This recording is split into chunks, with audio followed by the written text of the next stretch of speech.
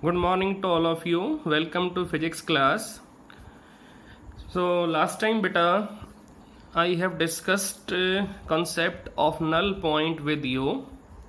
तो हमने last time discuss किया था नल पॉइंट हम कैसे लाइक चार्जेस के बीच में निकाल पाएंगे, और हमने एक एग्जाम्पल भी लिया था. एग्जाम्पल क्या लिया था? We have taken two charges, one is of value 5 microcoulomb and other is of value 2 microcoulomb and both are separated by 5 centimeter. और हमें इन दोनों के बीच में नल पॉइंट की लोकेशन फाइंड आउट करनी है. तो बेटा नल पॉइंट का आपको मालूम होगा कि नल पॉइंट का मीनिंग क्या है. Null point means the point at which electric field becomes zero. That point is known as null point. तो अब हमें इन दोनों के बीच में नल पॉइंट का लोकेशन फाइंड आउट करना है. तो अब चेक करते हैं नल पॉइंट कैसे आएगा. This is +5 microcoulomb and this is 2 microcoulomb +2 microcoulomb. तो आप एज्यूम कर लो कि +5 माइक्रोकूलम आपका A पॉइंट पे है और +2 माइक्रोकूलम आपका B पॉइंट पे है और C पॉइंट आपका नल पॉइंट है. तो नल पॉइंट का डिस्टेंस मैंने 5 से ले लिया x और मैंने नल पॉइंट का डिस्टेंस B से ले लिया 5 - x. नल पॉइंट का डिस्टेंस मैंने A से ले लिया x और B से ले लिया 5 - x. नाउ अभी तक हमें ये नहीं मालूम कि नल पॉइंट आपका किसके नज़दीक होगा. तो जब x की वैल्यू आ जाएगी तो हम डायग्राम दोबारा से बनाएंगे और दोबारा से नल पॉइंट को लोकेट करेंगे और ये हमें मालूम चलेगा नल पॉइंट आपका हैवियर चार्ज से दूर आएगा या हैवियर चार्ज के पास में आएगा. तो अब चेक करते हैं कि x की वैल्यू क्या आएगी. Now tell me formula of electric field KQ/R². तो सबसे पहले हम C पॉइंट पे किसकी फील्ड फाइंड आउट करेंगे? +5 माइक्रोकूलम की. तो E1 that is filled of +5 microcoulomb, जिसका आंसर क्या आएगा? K × 5 × 10⁻⁻6 upon x² Newton per coulomb. This is electric field intensity of +5 microcoulomb. हमने माइक्रो को चेंज किया किसमें? कूलम में. तो माइक्रो का मीनिंग 10⁻⁻6 आएगा. Now field of +2 microcoulomb. Now field of +2 microcoulomb that is K × 2 × 10⁻⁻6 upon 5 - x whole square newton per coulomb. Now as you know that the C point will carry 0 electric field intensity. तो C point पे दोनों field आपकी cancel हो जाएंगी, इन दोनों की value same आएगी but direction कैसी आएगी? अपोजिट आएगी, जिसकी वजह से दोनों अगर ऐड होंगे तो नेट आंसर क्या आएगा? 0 आएगा. इट मीन्स ये दोनों फील्ड आपकी C पॉइंट पे कैसी होंगी? Equal and opposite. At C point both fields at C point both fields are equal in magnitude and opposite in direction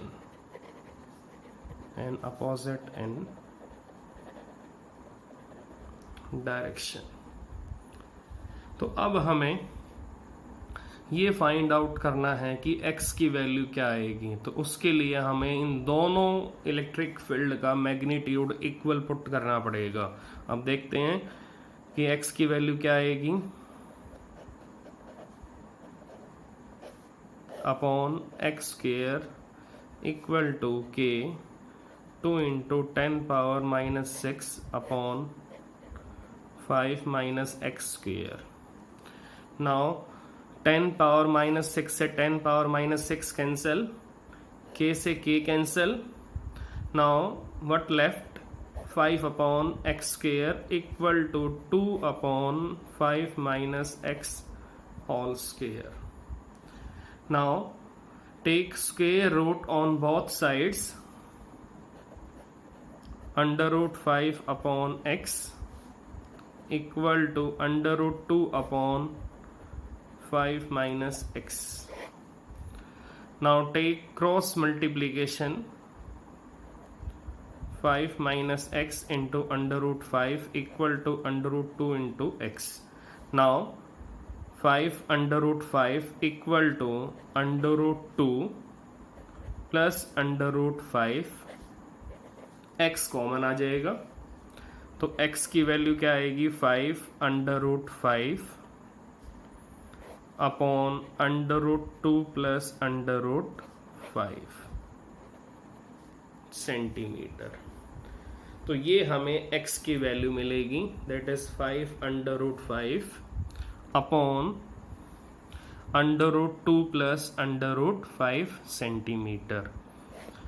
now अब हमें ये आइडिया लग जाएगा कि x आपका किसके नज़दीक होगा, हैवियर चार्ज के नज़दीक होगा या लाइटर चार्ज के नज़दीक होगा. तो अब हमें ये मालूम चल जाएगा कि आपका जो नल पॉइंट है वो हैवियर चार्ज के नज़दीक है या लाइटर चार्ज के नज़दीक है. तो हमारे पास एक लॉजिक भी है जिससे हम फाइंड आउट कर सकते हैं कि x की वैल्यू क्या हो सकती है.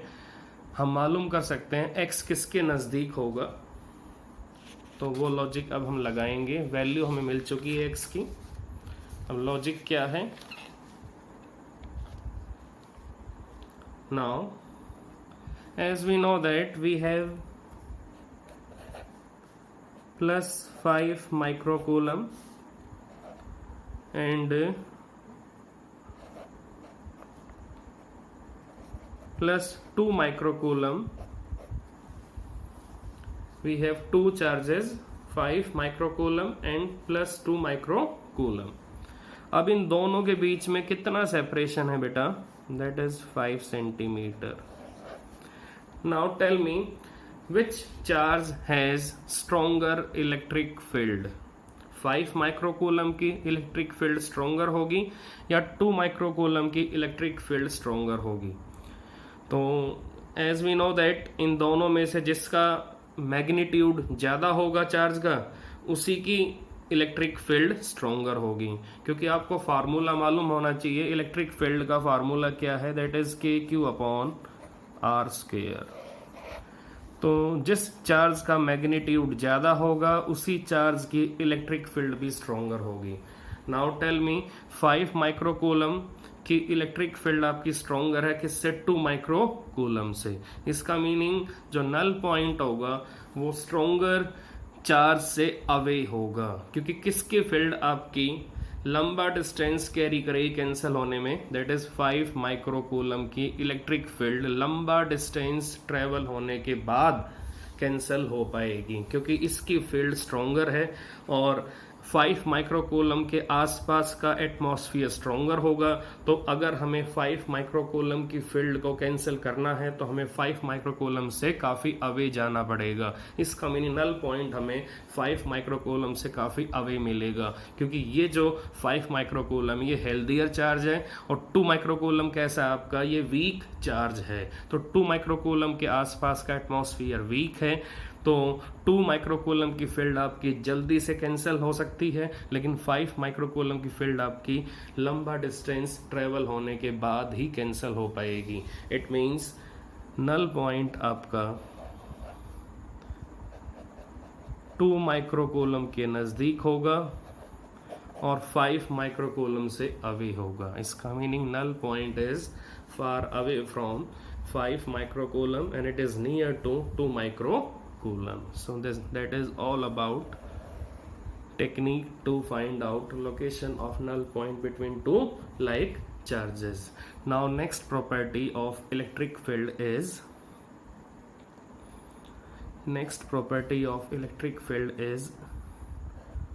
electric field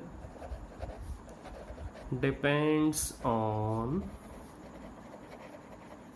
nature of medium. हमने कूलम्स लॉ में एक फार्मूला डिस्कस किया था कि F air upon F medium equal to dielectric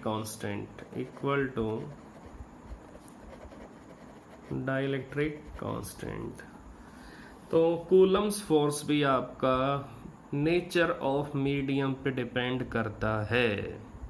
gravitational force कभी भी नेचर ऑफ मीडियम पे डिपेंड नहीं करता, बट इलेक्ट्रोस्टैटिक फोर्स हमेशा चार्जेस के बीच में जो नेचर होगा मीडियम का उस पर डिपेंड करेगा. तो अगर फोर्स आपका नेचर ऑफ मीडियम पे डिपेंड कर रहा है तो इलेक्ट्रिक फील्ड भी आपकी नेचर ऑफ मीडियम पे डिपेंड करेगी. तो अगर फोर्स का रिलेशन डाइलेक्ट्रिक कांस्टेंट के साथ है तो इलेक्ट्रिक फील्ड का रिलेशन भी बनेगा डाइलेक्ट्रिक कांस्टेंट के साथ. तो जिस टाइप से फोर्स आपका डाइलेक्ट्रिक मीडियम से रिलेशन बनाएगा उसी टाइप से इलेक्ट्रिक फील्ड भी डाइलेक्ट्रिक मीडियम से रिलेशन बनाएगी. तो अब चेक करते हैं कि कैसे इलेक्ट्रिक फील्ड का रिलेशन बनेगा डाइलेक्ट्रिक कांस्टेंट के साथ. Now as we know that electric field is equal to F upon Q0. तो जो नेचर इलेक्ट्रोस्टैटिक फोर्स का होगा वही सेम नेचर किसका होगा, इलेक्ट्रिक फील्ड इंटेंसिटी का भी होगा. तो इसी टाइप से हमारे पास रिलेशन क्या आएगा, E air upon E medium is equal to epsilon upon epsilon nought and it is equal to epsilon r and it is equal to dielectric constant Kd. What is the meaning of epsilon? That is electric permittivity of medium.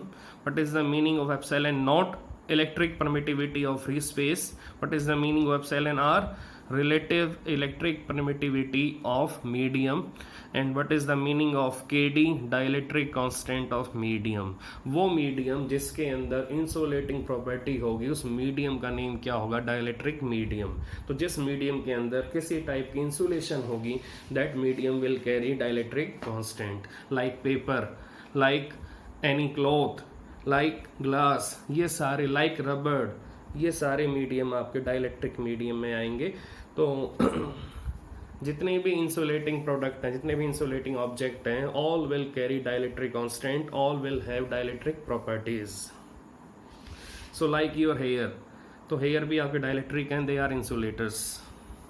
Now we have found relation of electric field in air with dielectric constant. Now we have found ratio of electric field in air and electric field in any other medium, that is E air upon E medium equal to dielectric constant. Now next property of electric field is electric field inside a conductor will be zero. Electric field conductor के अंदर हमेशा ही zero होगी. इसका reason क्या है, आप किसी भी कंडक्टर को अगर चार्ज करोगे तो सारा का सारा चार्ज कहाँ आ जाएगा, आउटर सरफेस पे आ जाएगा due to force of repulsion. तो कंडक्टर पे अगर आप पॉजिटिव चार्ज रखोगे तो पॉजिटिव चार्जेस आपस में रिपेल होके सारे के सारे कहाँ रिजाइड करेंगे, सारे के सारे कहाँ आ जाएंगे, आउटर सरफेस पे आ जाएंगे. बिकॉज अगर वहां पर फोर्स और रिपल्शन है तो वहां पर चार्जेस हमेशा एक दूसरे से दूर भागेंगे और मैक्सिमम डिस्टेंस पे जाएंगे. तो मैक्सिमम डिस्टेंस क्या हो सकता है, सरफेस पे, दैट इज आउटर सरफेस. तो मैं एक एग्जांपल ले लेता हूं कि मेरे पास एक स्फीयर है, we have a metallic sphere. मैं अगर इसके सेंटर पे किसी भी टाइप का चार्ज रखूँगा तो वो ऑटोमेटिकली कहाँ आ जाएगा, आउटर सरफेस पे आ जाएगा। रीज़न क्या है, कंडक्टर के अंदर कंडक्टिविटी की वैल्यू मैक्सिमम होती है, तो चार्जेस आपके इजीली मूव कर सकते हैं, तो वो आपस में रिपेल होके सारे के सारे मैक्सिमम डिस्टेंस पे आ जाएंगे। और मैक्सिमम डिस्टेंस क्या हो सकता है स्फीयर के अंदर, दैट इज आउटर सरफेस।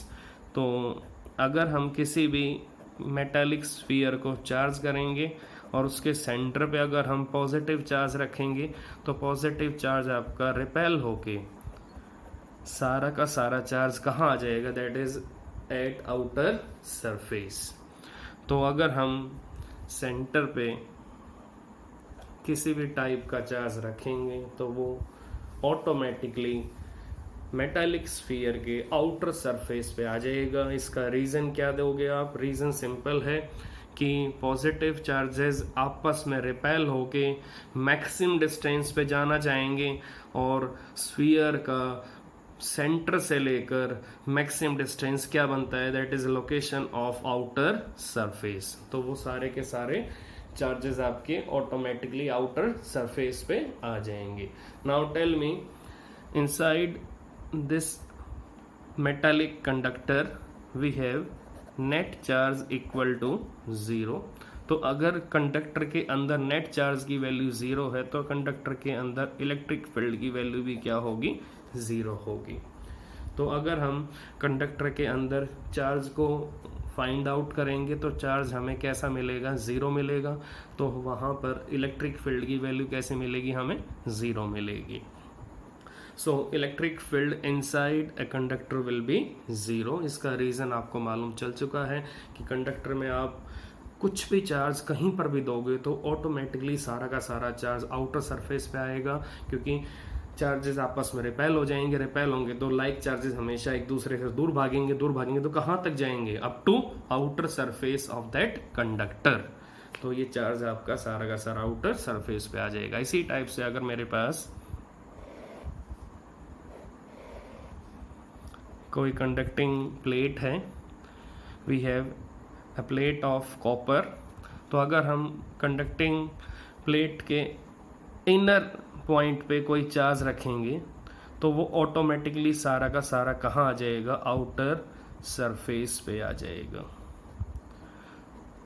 वो सारा का सारा आउटर सरफेस पे आ जाएगा। तो अगर हम इनर स्पेस में अगर हम किसी भी अमाउंट का चार्ज रखेंगे तो ऑटोमेटिकली वो सारा का सारा आउटर सरफेस पे आ जाएगा।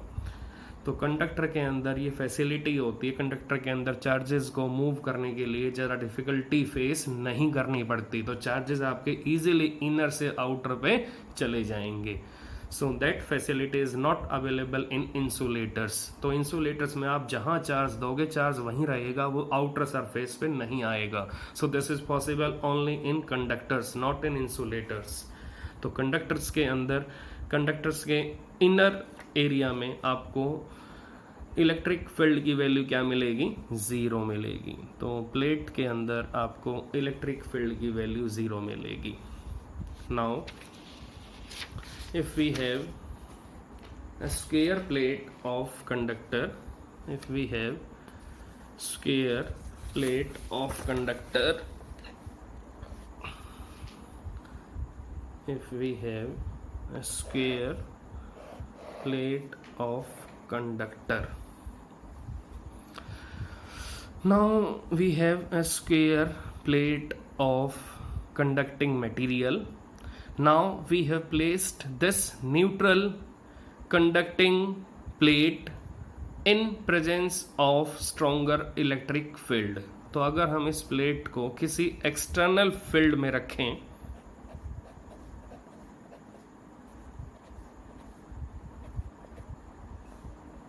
अगर हम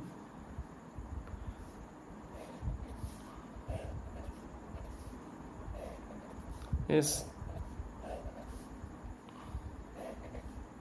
मेटालिक स्क्वायर कंडक्टिंग प्लेट को एक्सटर्नल इलेक्ट्रिक फील्ड में रखेंगे और अब चेक करेंगे कि इस प्लेट के अंदर इलेक्ट्रिक फील्ड की वैल्यू क्या आएगी, तो आपको यहाँ पर प्रॉपर एविडेंस मिलेगा कि कंडक्टर के अंदर इलेक्ट्रिक फील्ड की वैल्यू 0 कैसे हो जाती है।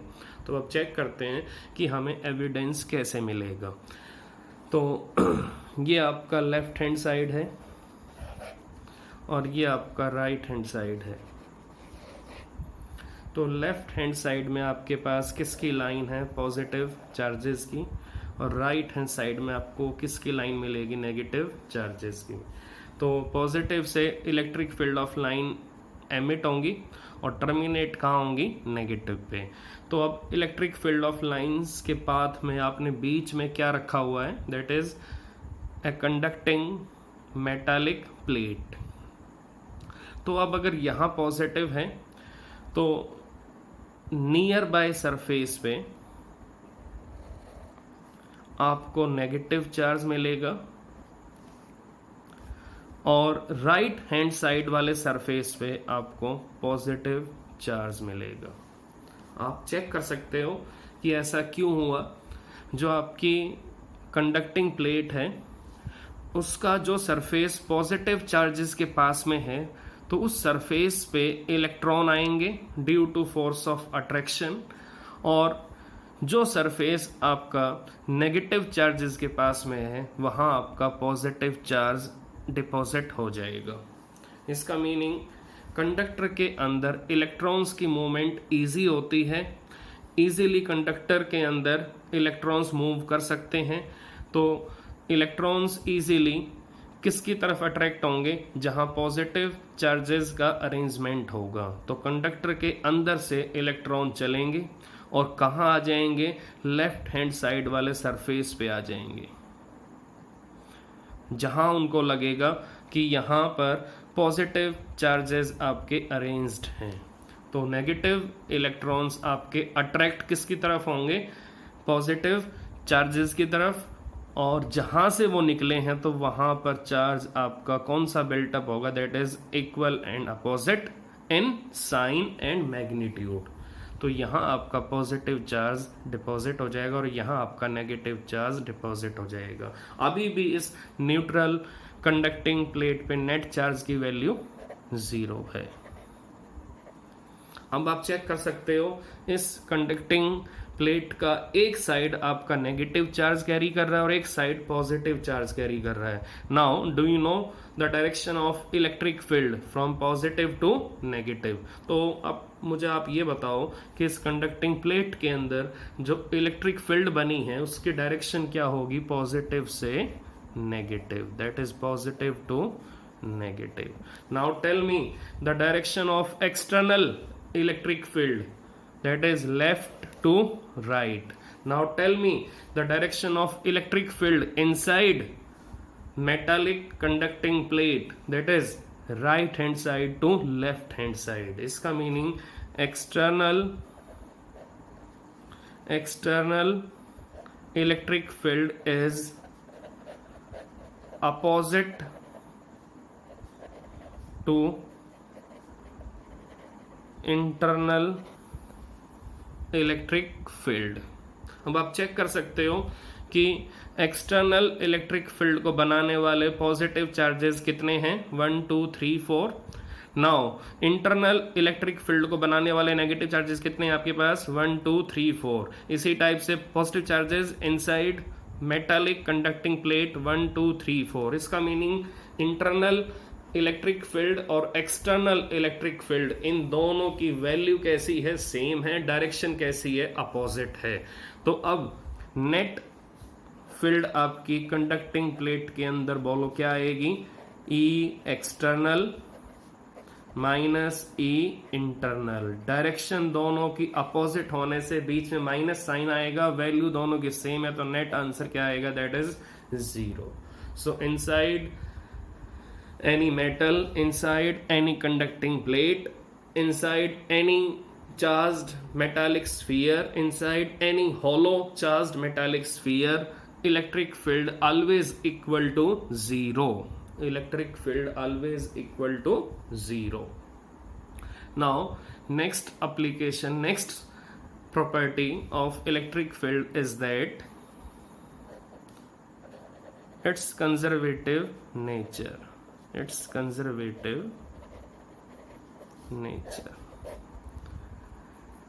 Electrostatic force is conservative in nature. In the same way, electrostatic field is conservative in nature. अभी कंजर्वेटिव कैसे होगी इसका एग्जाम्पल हम ले सकते हैं easily. Now we have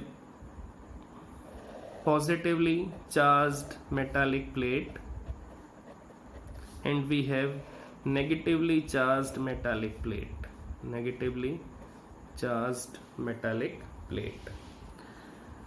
Now we can draw electric field of lines. तो अब हमने एक साइड प्लेट कैसी ली है पॉजिटिव और हमने एक साइड प्लेट कैसी ली है नेगेटिव, और इन दोनों प्लेट्स के बीच में किस टाइप की लाइंस हैं, इलेक्ट्रिक फील्ड ऑफ लाइंस हैं. तो अब हमें ये प्रूव करना है ये लाइंस आपकी नेचर में कैसी हैं, कंजर्वेटिव हैं. Do you know the meaning of conservative?